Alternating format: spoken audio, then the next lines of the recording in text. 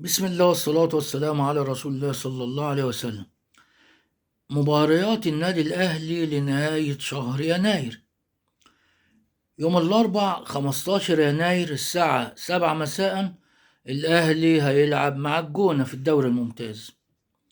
يوم السبت 18 يناير الساعة 6 مساء الأهلي هيلعب مع أورلاندو بيراتس الجنوب أفريقي في البطولة الأفريقية لأبطال الدوري.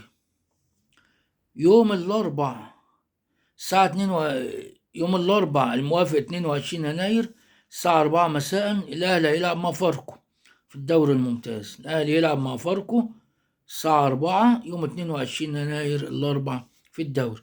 يوم الأحد 26 يناير الساعة 7 مساء الأهلي يلعب مع بيراميدز في الدوري الممتاز. ودي لقاءات النادي الأهلي في باقي شهر يناير. نشوفكم على خير ونقول السلام عليكم.